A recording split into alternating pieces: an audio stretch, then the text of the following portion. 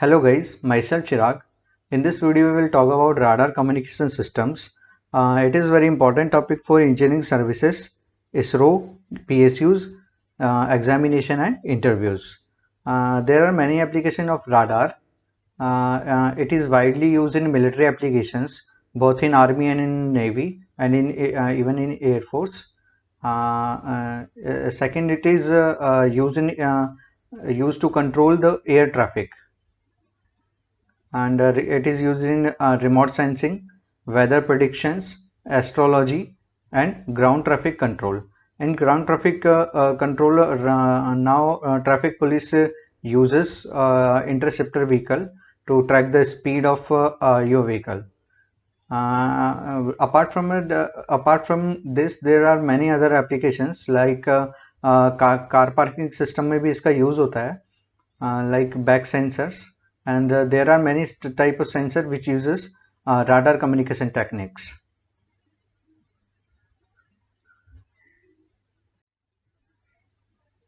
So first we will talk about the basic principle of radar. At earth station there are transmitter and receiver, and there is one target. Earth station and antenna reflects EM waves, and this is reflected back by target.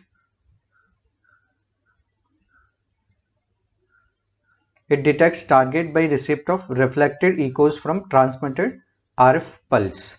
It measures range R. Range R is distance between target and earth station, and it can also measure velocity of target using Doppler effect, and it can also measure angle theta and phi.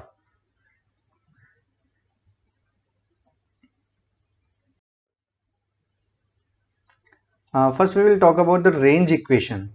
In range equation, we will evaluate the range R. Range R is distance between earth station and target. And our first assumption is that our antenna is omnidirectional antenna. Omnidirectional antenna means it transmits EM wave everywhere in a sphere of radius R. Here some property of earth station, like gain G. Gain G is antenna gain. Here transmitted power is PT and received power is S. And property of target is its effective area or cross section area. Here A is effective area or aperture area of earth station,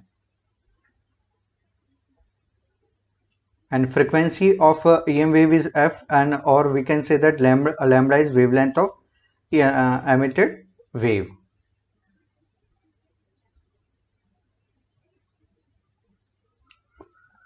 Power received at a target.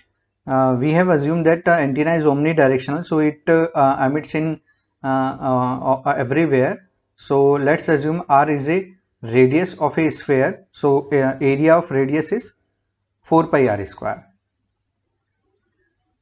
So at the receiver side or at the target side, the received power is PT G upon 4 pi r square.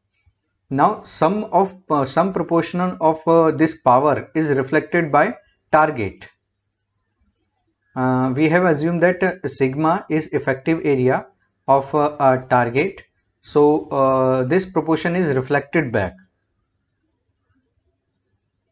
Our power received back by earth station is again now this target act as source. So received power is PT G upon 4 pi r square into sigma into AE upon 4 pi r square. Here A is effective area of antenna or antenna aperture. It is also known as lambda square G upon 4 pi. So overall received power at earth station is S equal to PT G upon 4 pi r square sigma 1 upon 4 pi r square lambda square G upon 4 pi. So received power is this. So we are interested in range. Range is distance between earth station and target. So it is given by PTG sigma lambda square g square upon 4 pi cube s whole power 1 by 4. So R depends on, R is proportional to transmitted power 1 by 4. So if we increase PT 16 times, then how many times range will increase? It will increase only 2 times, because there is a power of 1 by 4, and R is proportional to lambda square 1 by 4, or we can also say that 1 upon f square. If we increase frequency, then range will be decrease. So assumption was that direction it is omnidirectional antenna. It is called radar range equation.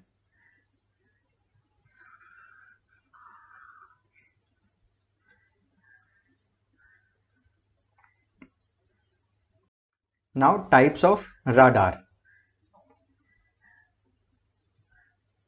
Mainly there are two types of radars, pulse radar and continuous wave radar.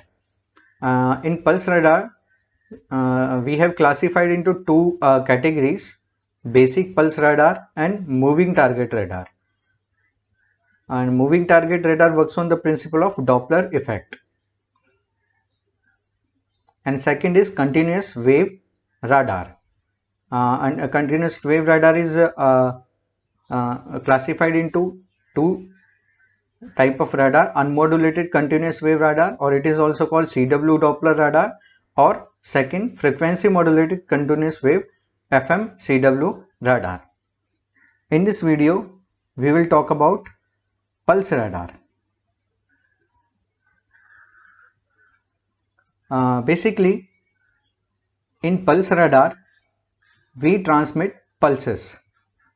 These are called pulses. This is transmitted pulse. And in CW radar we transmit a continuous sine wave. This is the main difference. In CW we transmit sine wave, and in pulse radar we transmit a pulse.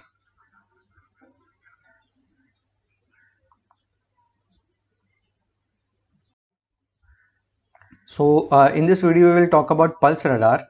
First we will calculate the range. Range is R, distance between radar and target.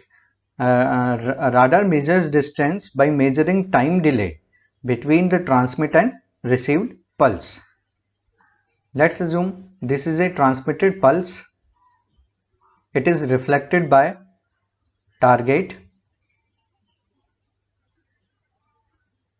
Now second pulse also reflected by target.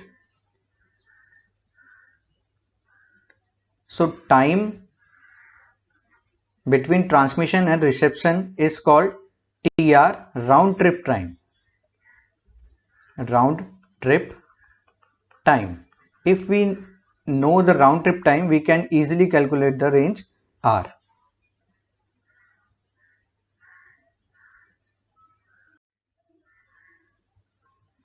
It is transmitted wave, transmitted pulse, and it is received pulse. And we also talk about there are two type of pulse radar, basic pulse radar and MTI. Actually this is a MTI type of MTI radar.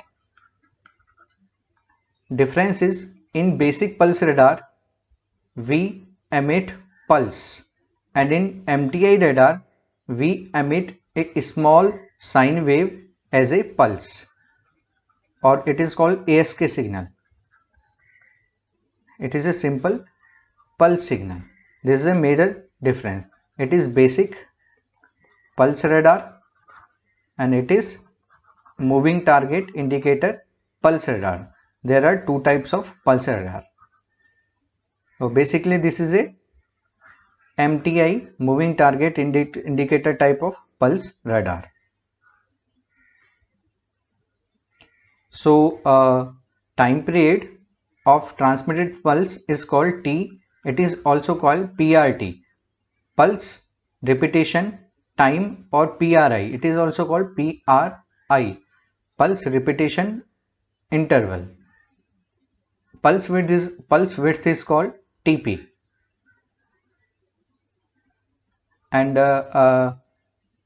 difference between transmitted and received pulse is called round trip time, TR.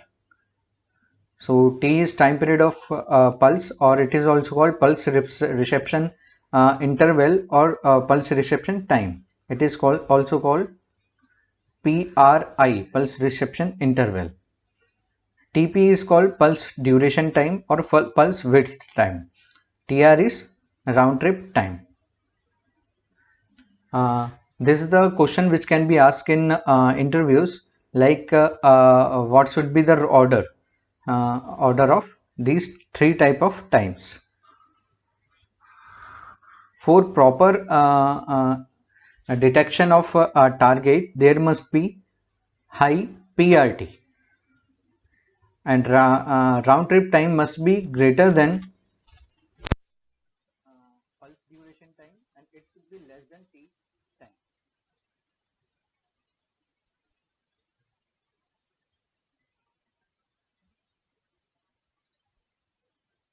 So time is equal to distance upon velocity.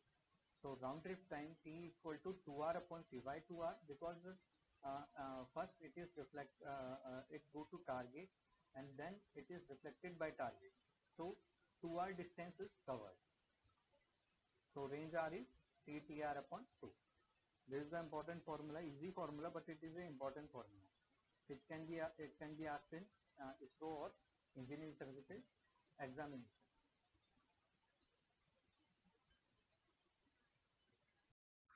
Now second parameter in basic pulse radar is maximum unambiguous range.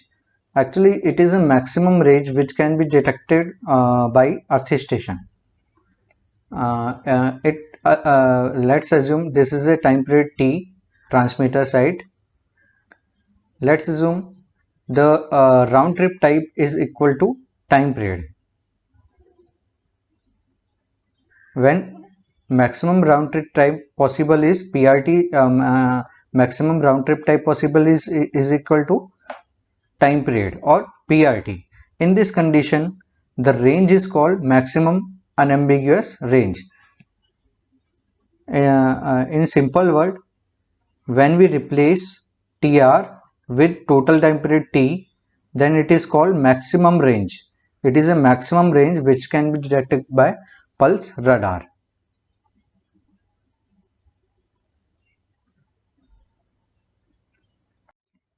Now duty cycle. Duty cycle is on time upon total time period. Here on time is equal to pulse width, TP. So TP upon T into 100. It is also equal to average power upon peak power.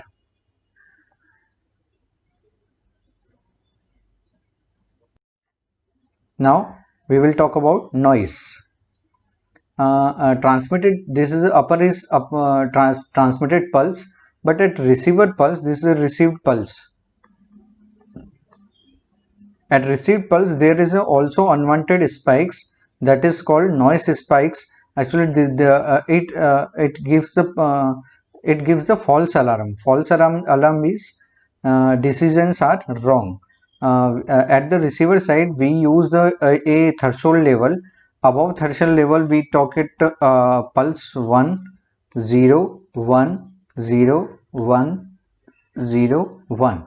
So in this situation, there were no pulse, but due to noise spikes, the decision will be wrong. So same here, decision will be wrong even there is a no pulse at transmitter side. So these two are called noise spikes, and it gives false alarm. False alarm means wrong output. Noise is always present, it cannot be avoided. the average amount of background noise is called noise equivalent power. Threshold level is used to detect pulse at receiver side. There are many algorithms available to minimize false alarms.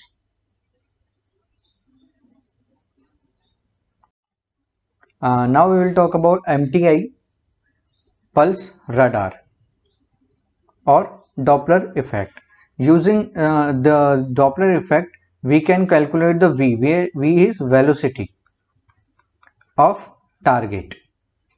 We all know that the Doppler effect, when a moving target comes close to transmitter side, the frequency received will be different. There is a change in frequency due to velocity of target. This is called Doppler effect. There are three cases. Received frequency will increase when target move towards transmitter side. In this case target is moving toward transmitter. This is transmitter. So at transmitter side, frequency will increase. Second case, when target move away from transmitter, the frequency at transmitter will decrease. Now third case, when target moved at 90 degree of transmitter side, the frequency is constant. It means there is a no Doppler shift, or Doppler shift is 0 because theta is equal to 90 degree. So in this situation, we cannot detect the velocity. In interview, it can be asked in which condition we cannot calculate the velocity. At the 90 degree angle, when target is moving perpendicular to transmitter. So here is the application. This is a transmitted frequency FP. FP is transmitted frequency. At receiver side, the frequency will change. This frequency will change. It will be FP plus FD upon 2. Here FD is equal to Doppler frequency shift. FD is equal to 2 VR upon lambda. Here VR is radial velocity and VR is equal to hoga V cos theta. In last slide we have seen that VR is equal to V cos theta. At theta is equal to 90 degree. Doppler shift क्या होगा? FD equal to 0 होगा. FD 0 होगा तो receiver frequency भी FP रहेगा और transmitter frequency भी FB रहेगा. There will be same frequency at transmitter and both side. In this situation, we cannot detect the velocity of target. If we know the receiver velocity, it can be easily detect the receiver velocity. So if we know the receiver velocity, what will the velocity? Velocity will be FD lambda upon 2 cos theta. So easily we can detect the velocity of target if we know the Doppler shift. In next video, we will talk about the continuous wave radar.